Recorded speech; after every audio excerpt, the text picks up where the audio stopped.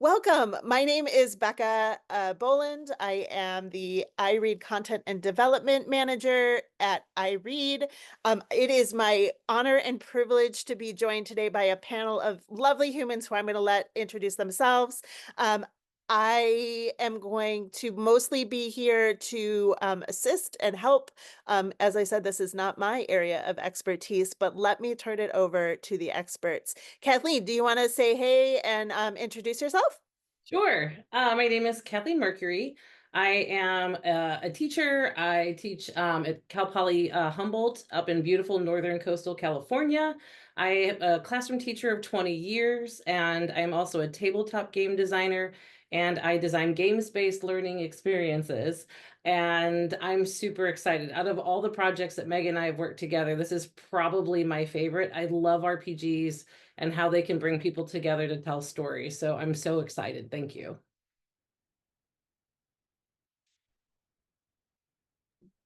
Rebecca and Megan, do you want to pop on and just say who you are and why you're here and whatever else you feel is relevant to the discussion, I guess? Sure. My name is Rebecca Strang. My pronouns are she, they.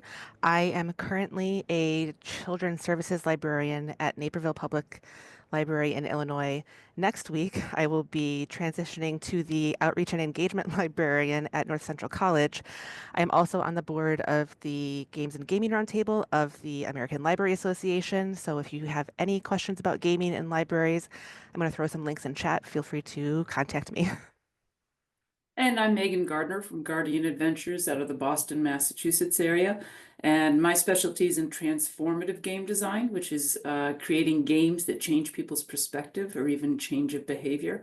Kathleen and I have been working together for quite a while now, not just on this project, but also on a project for CERN's Large Hadron Collider. We had over 400 students from 10 different countries in attendance for that adventure. So very honored to be here, and I'm really excited to see all these libraries interested in this type of experience for their patrons. Going off camera. All right, I'm going to go ahead and share. Um, okay. Yeah, and I just want to say that when you're creating a project for 8 to 12-year-olds to learn particle physics through CERN, with cosmology and everything about that is hard. But it was really fun. Cool. So one of the things, just talking about the people's levels, since that's one of the first things, this is really meant to be accessible, so that if you have no experience or if your patrons have no experience with libraries, the whole thing is designed to be written in very familiar language, very accessible, very open, and also adaptable. You can take any of our resources and, change them to be whatever would suit you best. We'll talk more about that later. But the whole thing was built in mind with the idea that anyone could do this, and it's modular too, so that you can work with it in parts, and we'll get to that as well. All right, so we'll go ahead and get started then. So heyo, I'm Kathleen Mercury. What we're going to talk today about, well, who we are, we just sort of covered that. Build your character, what the program is, how to use the Build Your Character sheet, how you can choose to use challenges in your library. It could be weekly, could be whenever. How you could have, we're going to do a sample, we're going to show kind of sample ideas of what you could do in your library. We'll talk about how you could have a culminating party at the end, and then there'll be time for ways you could adapt this and questions. And please throw any questions, ideas in the chats, because we'll be monitoring those and answering those at the end. So super excited about this today. All right, so that's Megan. And so yes, I think we covered that one. And so, but the link for Guard Up is right there. It's in the chat as well. And there's tons of free resources, especially if you want to, all kinds of experiences, live action role plays, all kinds of things. Megan, did you want to add anything else to that, or do you think you covered it before? All good. Okay. Oh, just real quick, guardup.net is the learning platform where they can get both this adventure and other adventures. Okay, guardup.net versus guardup.com. Got it. And the links in the slide deck have the links to the direct courses too, as well, so you can find information. And those are posted later. Okay. And then me, my gosh, I'm cute. All right, moving on. Okay, so what is build your character? This is why we're here today. Next, please. So what we wanted to do when conceptualizing this project was to gamify some aspect of summer reading programs when we first started talking with iRead. And I learned very quickly how no library does things the exact same way, just nothing. I was like, what do you mean everyone doesn't use Dewey Decimal System? It was a great learning experience for me.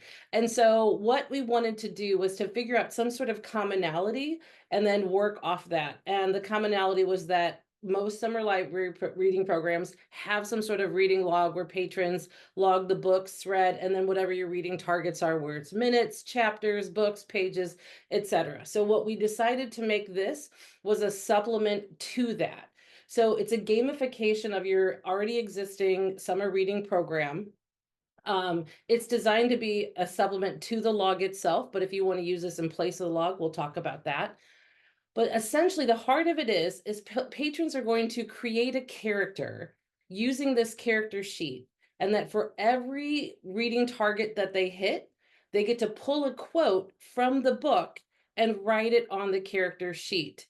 And then there's simple little levels, and we'll talk about that. And there's ways that you could then continue to use this in your library. So what I love about this is the more they read, the more they get to narratively build up their character. So let's get into it. Next, please. All right. So as I just said, I'm the queen of getting ahead of myself. For each reading target you set, for each reading target you set, you can select and fill in a quote from your sheet. And then more. Yep, I already covered it. You're right. Okay, next slide, please.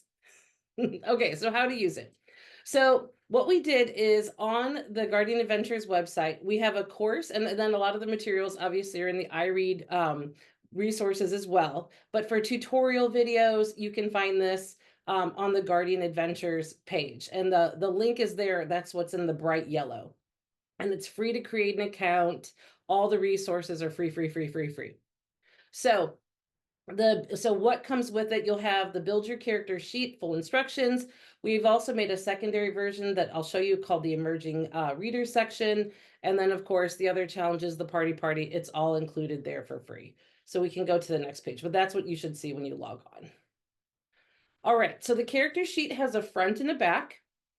And so we modeled this off of what traditional role-playing sheets look like, but if you've ever seen one for Dungeons and Dragons or the rest, they look really complicated. And there's lots of statistics and everything. We really wanted to boil this down, distill this down to the simplest possible level. So what you can see here on the front of the character sheet is one is the character's name. They can use their own name or they can create a character.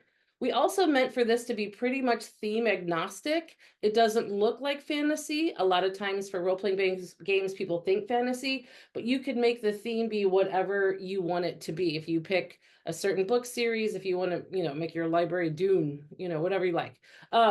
You can build in whatever world you want, or you could every week could be a different theme. You can play around with that. It's not meant to be any one particular theme.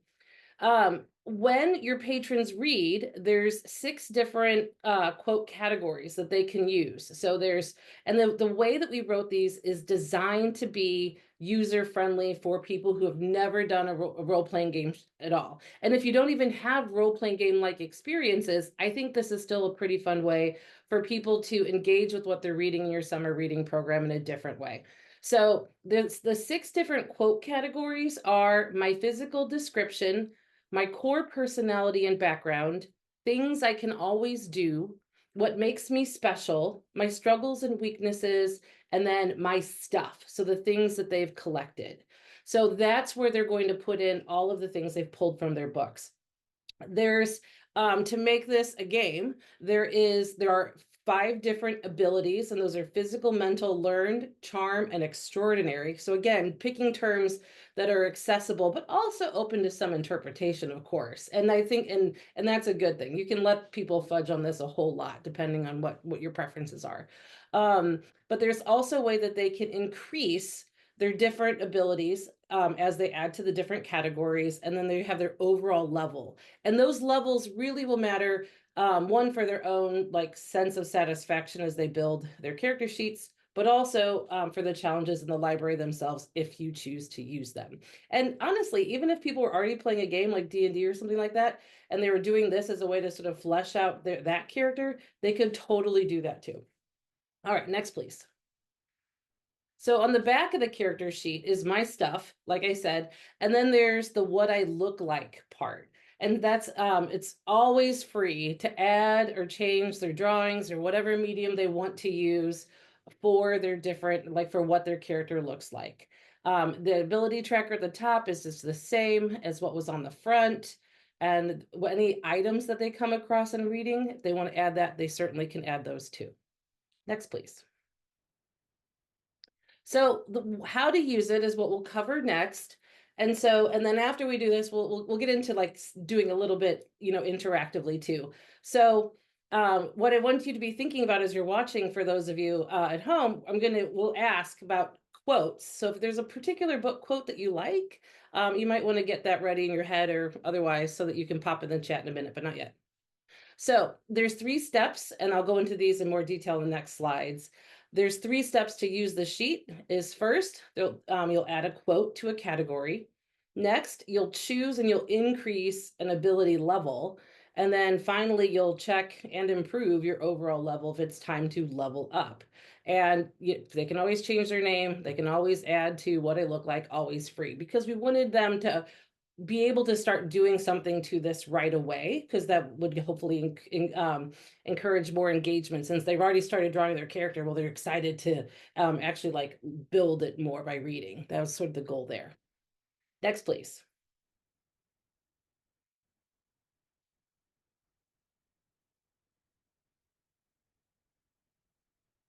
Oh, there we go. Okay, so what I did is I just grabbed a couple different examples from books, and so these for these 2 examples to show you how you could use them. So let's say from this first quote is, "A beard is a gnarly place for a pastry to reside," from A Snicker of Magic by Natalie Lloyd. And if you think about how you would want to interpret that quote, it could go in a couple of different categories. Like one, it could be was my physical description. They have a beard. That seems relevant.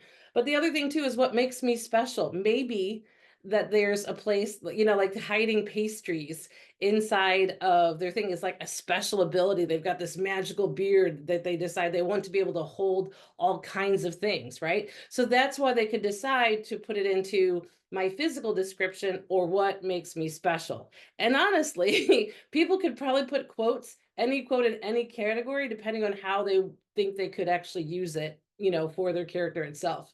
Magical ability for storing pastries. I have that. It's called my stomach, and I do it a lot. All right, the second quote. What I did next was so impulsive and dangerous. I should have been named ADHD Poster Child of the Year, The Lightning Thief, Rick Riordan. So this is one that could be used in a number of different categories as well. Maybe struggles and weaknesses, if that's something that was the one that pops up first. But it could also be part of their core personality. Maybe just impulsive and dangerous is something that is just a core part of who they are. What makes me special? I mean, that's the poster child of the year, right? Like, you're the best at it. That's pretty good. And what I can always do, like if it's a daily thing, then just every day, I'm just going to be impulsive and dangerous. So there's there'll never be like a right place or a wrong place for people to put a quote. We want them to do it, right? So how people choose to interpret it, that's up to them. Next, please. So this is the time. So what could be one of your quotes and its associated ability? I'd love to see people pop them in the chat. And Becca, Rebecca, Megan, if you have quotes, if you'd like to share yours. Ooh, the trust of the innocent is the liar's most useful tool. Things I can always do, core personalities. Yes. Yes, I've learned that people forget what you said, people forget what you did, but people will never forget how you made them feel. Maya Angelou. I love that, right? And that could be so many, core parts of what makes up a character. Becca, what did you have? Okay, so one of mine was uh frankly, I'm not sure I know how to relax anymore, which is from The Merriest Misters by Timothy Janofsky, Hmm? which is like kind of a standard one um for me. I'm gonna see if I can look, these are so good. Like I'm really bummed at how good these are in the chat. The Well, Maya Angelou one made me gasp aloud when I was like, I immediately want to steal that one. yeah. I just went to like books that I had read recently, but oh man, if you go back, yeah, if you go back to some of your faves, I Oh love my gosh. I so just many finished good. reading How to Be a Dark Lord and Die Trying. And that's probably one of the most quotable books. You could build up 18,000 characters just from that book itself. Rebecca, what did you have? So I wanted to show some examples if you're doing this with younger kids. I actually used one of my favorite picture books to do this because there's a lot of great blurbs you can grab from your picture books, not just your chapter book readers. So I used Max Attacks, which is one of my favorite books about a mischievous little kitty who gets into all kinds of trouble. But for my one of my abilities, one of the lines is here is Max's paws are made for pounces, Max's legs are built for trounces. So I liked that for a physical ability that he's like super athletic and strong and maybe he can jump really high. Right. Excellent. Excellent. Yeah, I'm seeing all these other great quotes coming through too. Oh, it's so good. Yeah, and I love the idea too. And that's especially for the emerging readers. We do have a special sheet for them, but you could again use it, they're meant to work together, but you can also just use just that one if you want, just if you want to simplify this even more so. Yeah, oh, I love the quotes. And it's not a library webinar if someone hasn't quoted Jane Austen. So I'm putting another one of mine in the chat. Yeah. Yeah. I'm a tabletop game designer, and one thing that I recently learned is Marrying Mr. Darcy, the card game, is the number one selling game on or maybe it's card game or just game, but that's the number one selling game on Amazon. That game has moved units. So excellent. Oh, I love it. I love it. I love it. And you can see just looking from the different quotes here, I have quick hands and I can make things disappear. I mean, that's an amazing physical ability. It could be a learned ability, and we'll talk about abilities next, so that's where we're going. Okay. Well, the next slide, please. All right, so this is the part where we make it a little bit gamey, and especially to have abilities. So we didn't, the points for abilities are not based on the physical, like the actual categories. You could do it that way if you wanted to apply it that way. But what we did was, we have 5 different abilities at the top. That's pretty common in a lot of role-playing games where you do lots of things, but ultimately it's just a few simple stats that maybe not always simple, but statistics that you increase as you go.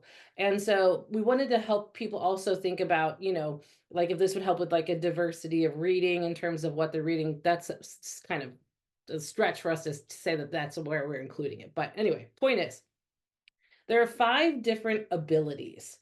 And so when someone writes a quote on their character sheet, so you can see a beard is a gnarly place for a pastry to reside. That was the quote that I pulled.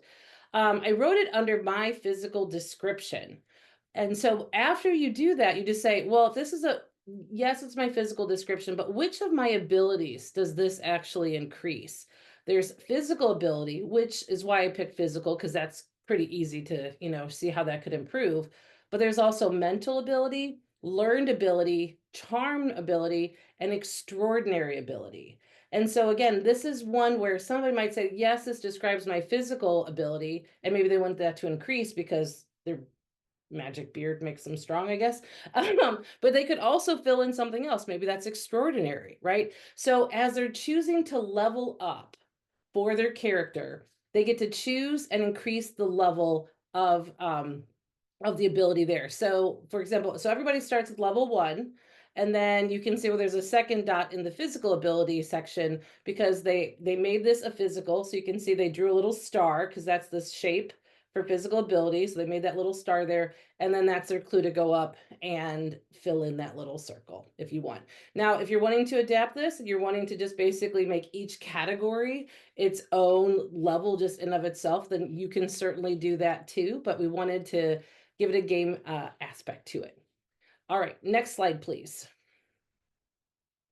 So then, again, this is taking a nod from traditional role-playing character sheets, which of course themselves are not all the same, but your character's overall levels equal to their lowest individual score. So that means everyone starts out at 1, and then the overall level is 6. Now you actually could have everybody start out at basically 0 and then, increase. So I think it's perfectly fine to do it either way. But if you want to have everybody start at 1, that way they feel like they're starting with something.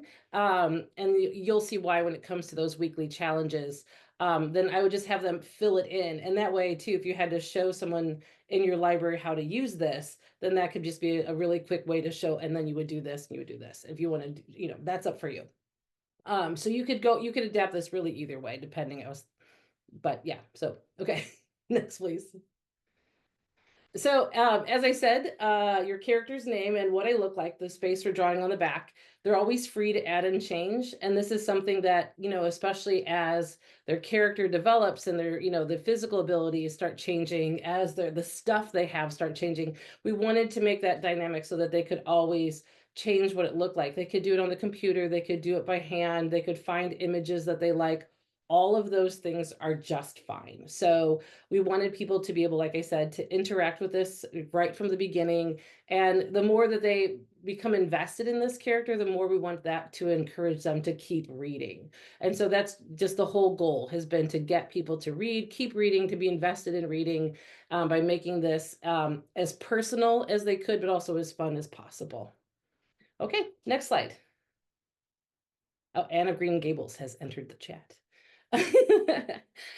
In all the materials, there is a 1-page reference that is provided, so that when your patrons come in, you give them their sheet, and then the 1-page reference has all the information in a very condensed form to help them do this. And really the goal is to get people to read. So you decide how you want to do this in your own libraries, but I think there's a fair amount of letting people, if somebody comes in after 2 days with a fully fleshed out character sheet, you know what? You just gave them a gift, because they were obviously delighted and happy to do it, right? So it's all good. It was a celebration. So, but there is a reference to help people fill out the character sheet. Next one, please. All right, so for emerging readers, what we did was we took the same character sheet, but we lumped them and we simplified it in a couple different ways. First of all, in the front, there are just 3 categories: what makes me strong, what makes me smart, and power boost, which is how I help others. So taking those main abilities, so strength is basically physical, as you can see. Smarts is that combination of charm and learned. And then power boost is a combination of the others as well. And so again, just all about helping others, and just really simple abilities. Also, for emerging readers, there's no overall level. So if they have 5 quotes in what makes me strong, then they've got 5 in strength. If they have 5 in what makes me smart, they've got a 5 in smarts. So I wanted to simplify this down as much as possible in order to make it easier for young kids to use. The spaces are small when it comes to writing. So, having an adult help them with their quotes, or, giving additional pages, whatever can be done, to help them with that is totally fine. And of course, their name and what I look like on the back are still totally free. It looks the same on the back. Okay, next slide, please. All right, so we're going to talk briefly about the weekly challenges, and that's if you want to have your patrons come into your library to do this. Of course, it doesn't have to be weekly, it can be whenever you want, but I just call them weekly to have a word. An ongoing sort of series, however you like. And these are optional. If you just wanted to do the character sheet, you could just do that, and that's totally fine. But if you want people to actually use them so that they can come into your library more, get invested in their character, and more invested in reading, this is how you can do it. Next, please. All right, so the weekly challenge is optional. Benefits, hey, Queen of jumping out of it myself. Encourage your patrons to visit, check, we said that. Give rewards out if you've got, from your summer reading program, if you have any type of swag or, local business gifts or anything like that, could be a way to encourage people to come in to get some of those. And they're also, importantly, they're designed to be quick and not require any specialized equipment. You don't have to buy any special rocket boosting packs, or anything like that. It's all meant to be things like throw a ball in a trash can, right? But in this case, a little bit more special, more magic. So yeah, that's that. Okay, next, please. So for the weekly challenges, we came up with a lot for each of the different categories. So each of those different abilities, there's at least 3. And then there's a bunch of generic and also multi-ability ones that you can use in them. And you can also make up your own for whatever you want to do. But if you need help, like each activity in the manual is basically like a full page lesson plan. They're very simple, but I try to be very specific about everything that you would need to do in order to do it, to try to help it be as easy for you to use in your libraries as well. And there's 3 types of challenges. There's physical materials challenges, so things you're actually having them physically do. There are problem solving challenges, codes, riddles, etc. And then there's also narrative challenges where they're having to like talk to you, tell a story, tell you something, tell you a quote, whatever the case may be. So they're the 3 ways I thought about. You want a rocket boosting pack. We all want a rocket boosting pack.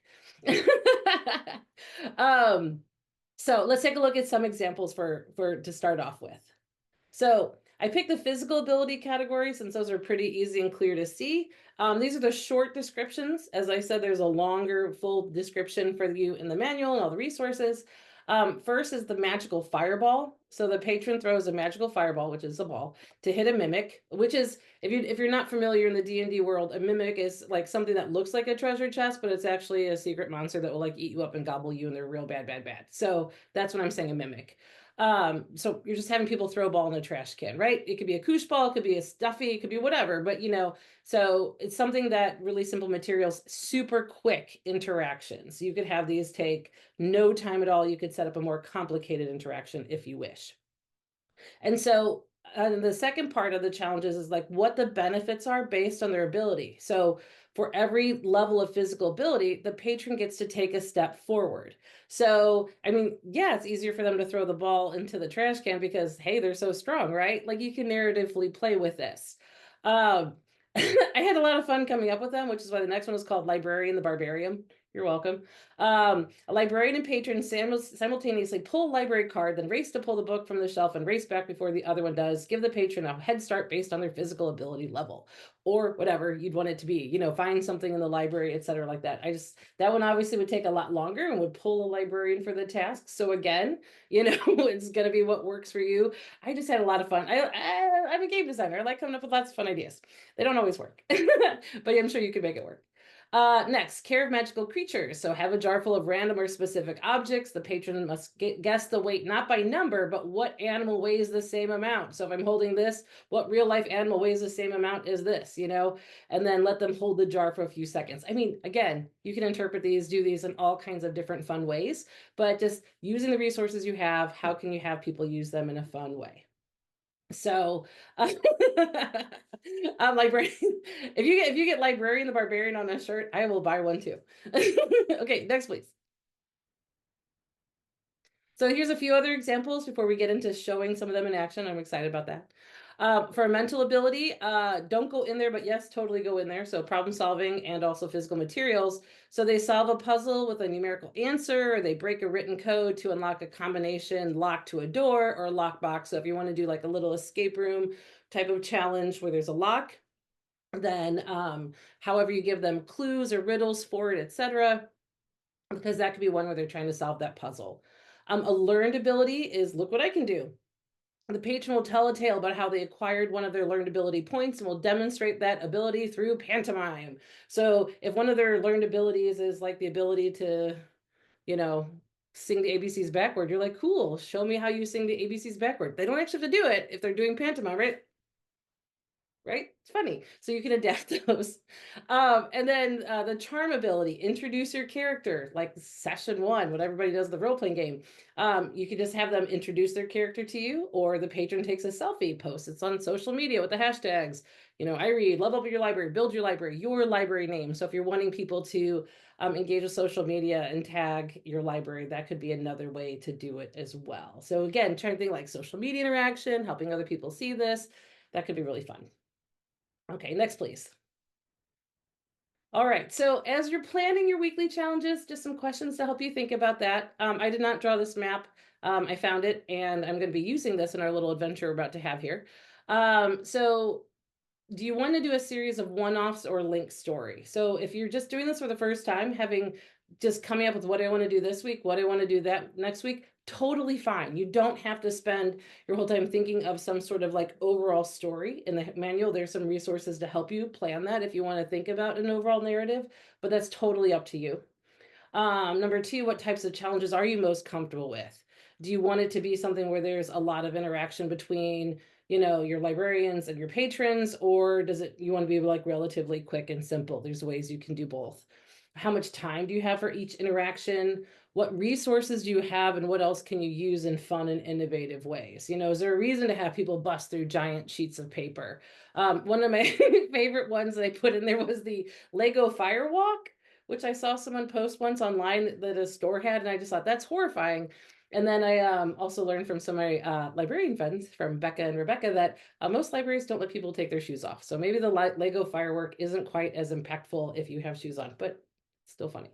And then finally, what spaces can you use to showcase and run your adventures? So think about your library, your space. Do you want to be front and center? Do you want it to be a special space off to the side? Again, just things to think about so that you can make this what it needs to be for you and your library. Cool. Next slide, please. All right, so we're going to go on an adventure. So Becca and Rebecca are helping out here. Megan, I don't know if you came up with your sheet too, but what they did was they created a character sheet, and we're just going to do some fun little challenges to simulate what it could look like in your library. Now, obviously, for physical materials, if they throw something at me, then they're going to break their monitors. So we're not doing that, but just to give you the idea of what some of these could be. Okay, next, please. So, and this is me in Rivendell when I went to New Zealand, and the thing I'm still mad about is I wish that I had taken my shoes off because I have giant Bilbo Baggins feet, and I'm really mad about that, but that's a separate issue. Okay, so Becca, please introduce your character. So my character is, um, do you just a name, or like what do you want from You do me? a name and a little bit about your character, like how they're shaping up. How are you building that character? Okay, so my character's name is something I should have thought about more. So Randy. I totally put a reminder to myself that program development is on page 103 of the resource guide for this particular thing, in my character name spot. And I was like, that's filled in when I glanced at it. So I don't have to come up with a name. As we're Randy. playing, help me in the chat. How about Yeah, that? yeah, my names are terrible. Help her in the chat. Okay. Your name is just Prague Dev now. Prog Dev. It actually sounds very magical. It is pretty magical. I like Right. it. All right, Prog Dev, tell us about your.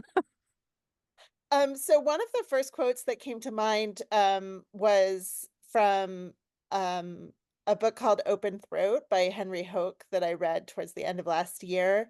The main character is actually it's told from the point of view of a mountain lion in California. Um, and so it's I'm the same color as my thicket and the same color as the ground. No one sees me unless I want them to. Nice. Um, so there's that. My core personality is anxious and curious. Mhm. I have some quotes if you want to hear them, but we don't have a ton of time. Yeah. Okay, I think that's great. So it just gives us a start, right? Okay, sorry. No, no, Yes. no, no, no, you did it fine. And when you have your folks come into your library, you can have them introduce your character, or you can just jump right into like, all right, Prog Dev, what are we doing? It's again. Deb, I'm dying. Can I ask a question? Of course. So when I was making my character sheet, there were like qualities from books that I've read that I wanted to have, but I couldn't find like a quick quote for it. Is it okay to be like, I want to be able to do X like X character in Y book? Yes. Okay. I mean, right, because the idea is like if you're reading and you want to put this down as part of your character, yes, yes, you can, yes, absolutely. I mean, this is definitely a yes and kind of thing because we want Okay. people to do it, not to feel stymied by like, oh, this is not the rule in 14.C.A.2. You know, nobody loves that. I mean, no, that's incorrect. Some people do, and if you played RPGs a lot, you've met them, but for our purposes, it's fine. Let's see, Rebecca. Alrighty, so my character is an anthropomorphic cat named Nimble Birch. You heard my quote from Max Attacks about my paws are for pounces and my legs are for trounces. I also took a quote from Secrets of the Storm for my description. The kitten's eyes are bright and alert. I have my Mhm. background blurred, so you can't actually see these books. Um, and then for my personality, took another quote from a picture book, One Dark Bird, which is a gorgeous counting book. This one, I kind of, for the background, I was like, I want to have my cat be from a community that's super supportive. So I pulled the quote, they wheel away from hunting hawk, single birds become a flock, which I thought was really pretty. Um, and then for things I can do, I pulled a quote from The Legend of Greyhollow. Ainsley threw the axe towards the second target. It hit the mark like a dream. So I'm playing kind of a roguish cat. Oh my gosh, I love it. One of my former students back at the school in Romania was into like whatever the one Magic Cat series, Thundercat, what not whatever it was. Warriors. Warriors. Yes, Warrior Cat. Every day that child yelled at me to read one, and I finally did. I finally did. All right. So thank you for sharing those. That's great. And non I saw in the chat nonfiction, absolutely. Because I think that's one of the parts of the fun thing about this is how you can apply it to anything. Absolutely. Memoirs are great too because they're often written in first person, you know, like I was really mad when he said that thing, you know, whatever. You can just pull it in. All right, ignore the pathway on the map because we're kind of going out of order, but you know, just I'm barring the place names basically. All right, here we go. We're going on an adventure. Here we go. Next slide, please. All right, so this is the dragon's lair. So this is I think I have this as like a fortune telling one. I think this is what did I say? This one I made for any ability. I will because it's good sometimes to if it's only a physical ability challenge and they've got a one, then they don't get a bonus. But if they any ability, they can use anything. So the dragon has a prize and will roll this pair of dice. You're welcome. Predict the roll from 1 to 12 the prize you will get off the shelf, right? Cool. So, all right. So what's going to happen is, Becca, give me what's one of your abilities, a level number for one of your abilities Um, wait, what? on your character sheet. Tell me one of your ability numbers. Tell me about it, or tell me, I'm sorry, tell me about one of your abilities that you haven't told us about already. I can see and talk to ghosts. Awesome. All right. I love that you can see and talk to ghosts. What I want you to do is predict tell me three numbers between 2 and 12. Okay. Between 2 and 12. Let's go with 10, 7, and 5. Okay. So press the play button.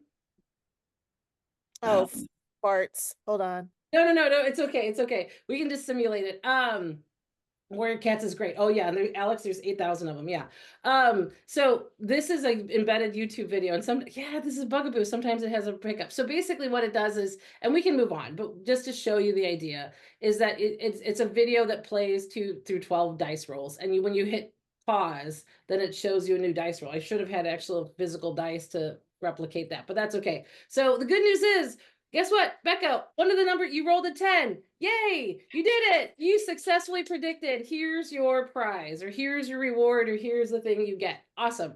Okay, so I think we get the idea there. So you can have physical dice, and they you say, tell me a number, or tell me 3 numbers, and they give you numbers, and you roll however you want to do it. So that's the example of one of the different There's challenges. also a bunch of templates in the resource guide to make paper dice from a regular, like 6-sided die up to a D20. So if you wanted to print out those templates and have the kids use them, that's always an option as well. Right. And you can also make a a deck of cards with 36 cards that will have every possible combination that you can roll with two 6-sided dice. And so you can always do a card deck version of it too, where you roll, but they pull a card. So there's just, Love it. yeah, especially for Catan players who get fussy about percentages. You just throw a reshuffle card in, then they're a lot happier. All right. Let's go to the next one. Rebecca, you'll be up for that one. All right, Rebecca, the thorns of creation. To traverse this forest, you need to cast the spell of Rochambeau, also known as rock, paper, scissors. We're going to play rock, paper, scissors with a librarian or friend to cut your way through. All right, so Rebecca, you're going to play against Becca on Okay. camera. And okay, and go, rock, paper. Rock, paper, scissors, shoot. Okay, Both scissors. tell me about one of your charm abilities, and I'll give you another try, Rebecca. One of my charm abilities. My main charm ability is that my eyes are bright and alert. So I'm just gonna look at you and give you big, round, adorable kitten face Okay. to distract you. That is very I'm distracting. totally distracting. Okay, you win. Okay, but do rock, paper, scissors. Yeah, good. And do play again.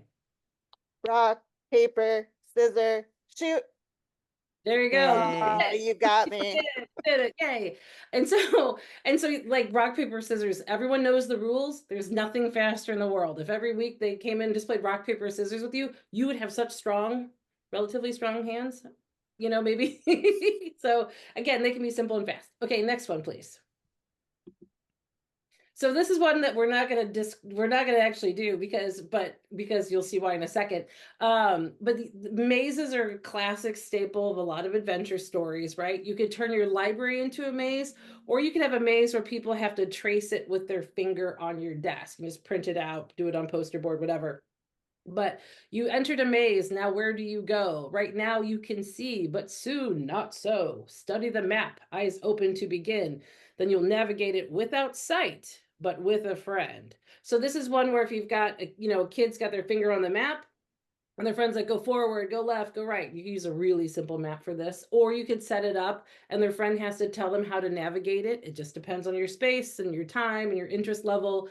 But this is one where, so if they tell you about a physical ability, you can give them bonuses and that they could like stop. They can choose to stop, open, see where they're at, close their eyes and keep going. You could use any ability here. Extraordinary ability is they can see the whole time. I mean, again, you just want people to come in and have fun with it. But you could use mazes in so many different ways. If there's different entrance exits to the maze, then maybe that's a different prize that they could get, something like that. There's lots of different ways. Yes.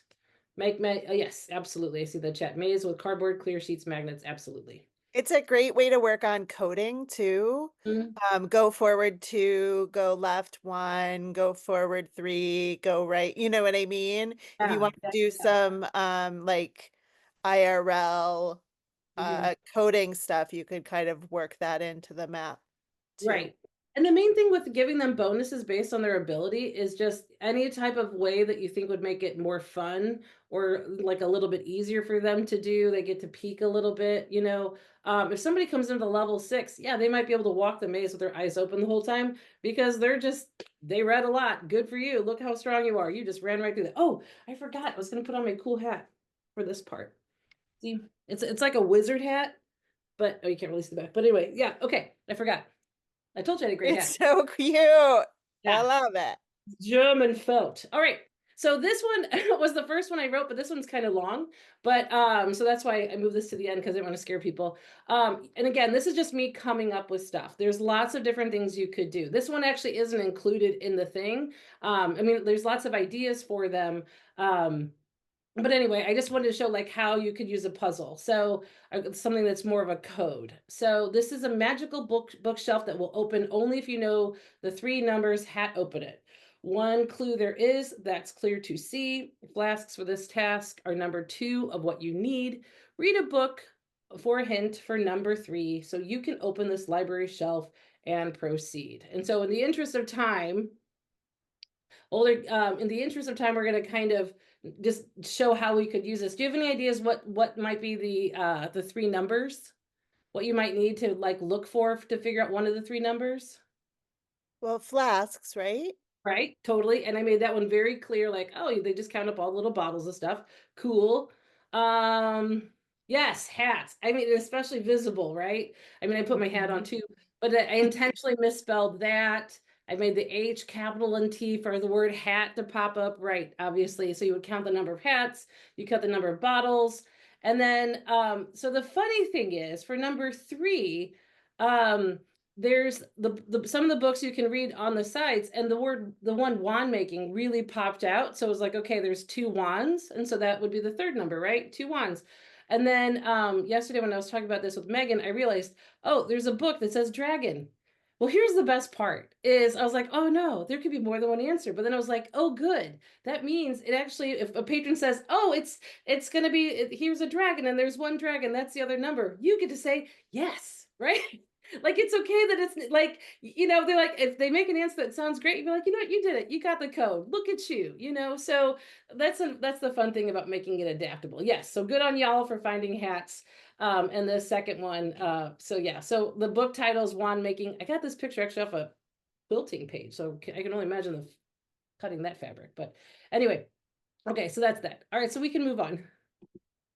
All right, so ideas for your own in the chat. If you like, people are already throwing in lots of ideas that I love. In the interest of time, we're gonna jump to like Q&A and the rest of it real quick. Well, so let's just go to the next one. Okay, yes, the party. So one thing you may want to do at the end of the summer is, or the end of your program, is to have a party where people could be invited to come in dressed in their characters and bringing their character sheets.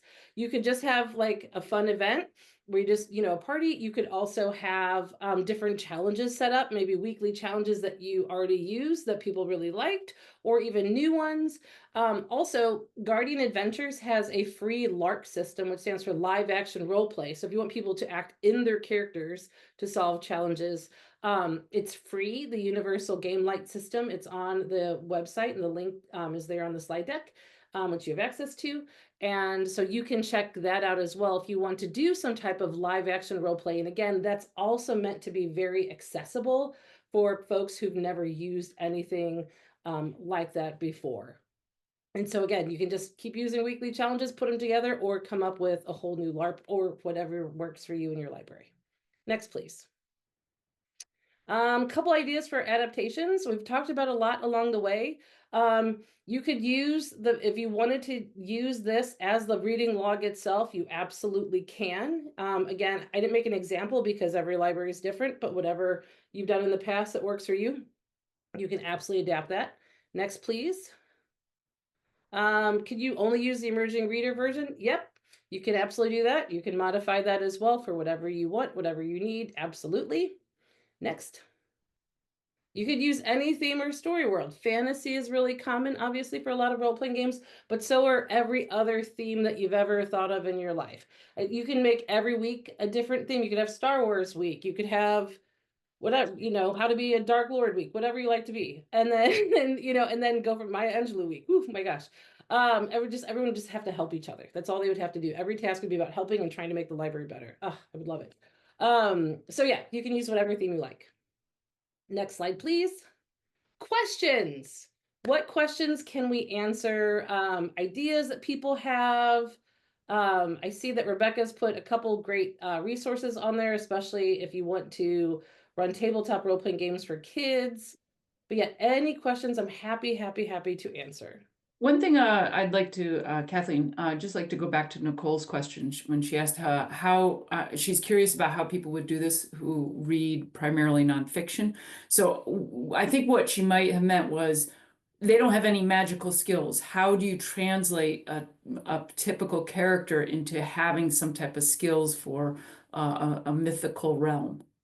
Well, I think it just, again, it's all about the interpretation, in that if you're reading a book, like a cooking book, and someone's like, I sliced the onions into 3/4 inch dice. Well, to me, that is a person who is a wizard with their dicey slicing hands, and that could be a physical ability that they can just woo, chop things up. They've got blades for hands. I mean, they're like, it's all about the interpretation of how they would want to make it fun. One of the biggest things I found when I'm playing role play games with people who've never played it before is they can be really hesitant to add to a story world.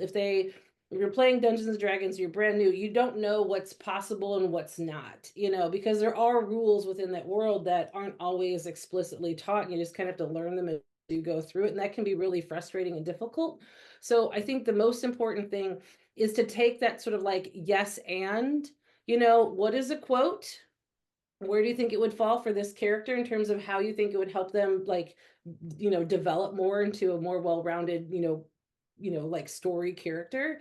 What abilities do you think this would give you? And then go from there. So I would definitely take it as a, you know, say yes a lot, and then, maybe there's certain things that just don't work. If you wanted to do this again, then you absolutely could.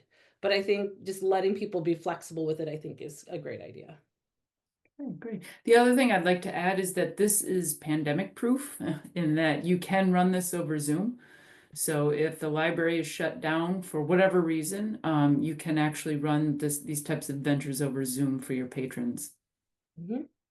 Yeah. And then also we do have a tabletop role-playing system coming out that works with, there'll be an addendum on it for how to take the characters that are developed inside of this program and be able to have the kids use those characters in the tabletop role-playing game, and specifically designed for people who've never run or played a tabletop role-playing game before. Mhm. Yeah. So I mean, out of all the projects we've worked on, I just really love this. I really love that, it could be just expanded so much. You could condense it down, but really we want people to be excited about reading. We want people to keep reading so that they can keep adding to their character, that their character lets them do all these fun things that when they go to the library, so they come into your library more, they engage with you more. So everything was designed, for that. Now, if you're um, so let's see, like animal, yeah, so special abilities, yeah, especially, and I totally, I'm from Missouri originally, right? So when it comes to conservative folks who don't like that, you can take all, thing about magic out. You can make it very much set into, like, make it a historical setting, because then you can still kind of fudge what people can and can't do in a way that, like, oh, you operated a telegraph, ha ha ha, secretly casting spells in modern times, but we're not telling them that, You so could also do a spy version too. right, exactly. Spies are basically, they've got magical powers too. Like I pick up my shoe and I call somebody with it, So there's lots I think how you could adapt this for your community makes a lot of sense. Yeah. Cool. Other questions, other thoughts, other ideas? I love that. And I think that's really a great point that it doesn't have to be fantastical. Like that's kind of where people go when you're talking about RPGs, because Dungeons and Dragons is kind of the one that people always is a reference point for most people. But I mean, if you look in the resource guide, there's so many RPGs that are like about kittens or, cooking or tea time, or like you can make it as fantastical or not fantastical as you want. And I think that's really cute, and I love the way that you're thinking about like how can I make this work for my community, because that's exactly what everything about iRead is, right? Is taking the resources we provide and then figuring out the best way to use them for your library, for your patrons, for your community. So I that made me so happy to see that. I think that's so smart. Mhm. I'd also add that if you go onto guardup.net, there is the Universal Game System Lite, which is the LARP program. If you go into that, it's also free. If you go into that, there's a whole slew of different themes that you can use that are not just fantasy. There's a zombie post-apocalyptic one. There's a wilderness protector one. There's a superhero one, a space sci-fi one. So, and then also on our the new tabletop version, we're coming out with a whole new theme for Stone Age.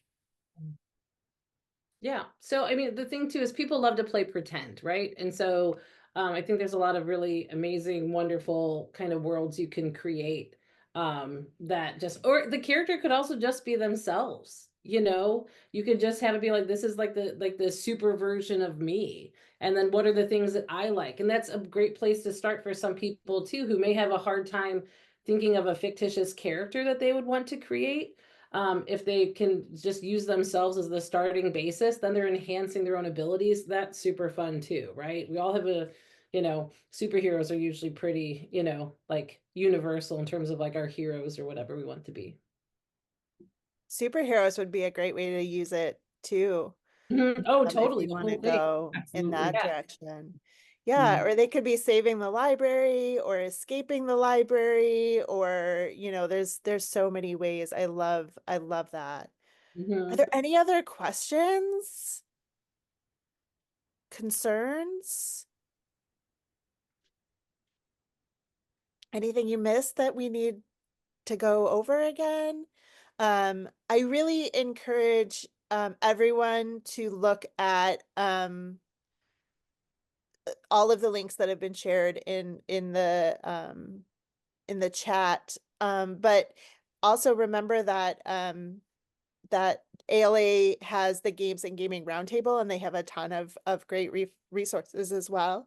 Um, and so, don't, obviously Guardian Adventures, they know what's going on. You can go to their site. There's a ton of resources there too. But I just wanted to say it aloud for the people watching this as a recording that the ALA Gaming Roundtable, all you have to do is search ALA Gaming Roundtable and you will find their site with all of their resources. Oh, Julia, thank you for asking that. So it takes Zoom a hot minute to make the recording available to me. And then once we get that recording, we put it up on our YouTube channel, and then I send it out to everybody as an email that registered for the webinar. So in the next couple of days, please be patient with me. I'm doing the best that that I can. I'm a slave to Zoom and when they allow me access. So thank you for your patience. If you have colleagues that want to watch, if you want to watch again, if they signed up for the program, they'll get an email, even if they weren't able to attend. If they didn't, you'll be able to forward them the email and they should have all the same access that you do. Also, eventually I will get it. The last step is that I put it up on the website under previous learning opportunities. So it'll be all the places for you. Oh, Alex, you're kind. I'm glad that you found this helpful. We have 2 more minutes. Get your questions, but also, if you all want to put your contact info in the chat really quick, Kathleen and Megan and Rebecca, and I will put a reminder that we are iRead at ila.org. So if you forget one of these other beautiful humans contact info, just reach out to us and we'll get you in touch. And just thank you all for attending. I'm so excited. Again, this is uh, uh, uh, uh, uh, this is amazing. And please send me pictures, send me Yes, scans of the character sheets. yes. I want to see all of the things you're doing and how you're interpreting them in your own way. It's so cool for me to see the way that you interpret and implement this program in your library. So if you have a moment, even if it's in August, please send me what you've done and some photos. I would And love to feedback see it. too. If you have any suggestions for Yeah. improvement or if you have any additional ideas, especially if you do this in a unique and creative way, we would love to know more about it. And we'd love to highlight you on our website about, this is the way that this library did it. That's awesome. Yeah, no, you all don't have to put yours. I appreciate it. But I was just going to put ours in. So if you have any questions, you can reach out because I'm one of those people where the webinar ends and then I'm thinking about it, and tomorrow I'm like, oh, I have 3 questions that I want to ask Kathleen. So or Becca or whomever. So just reach out. We're happy to help you.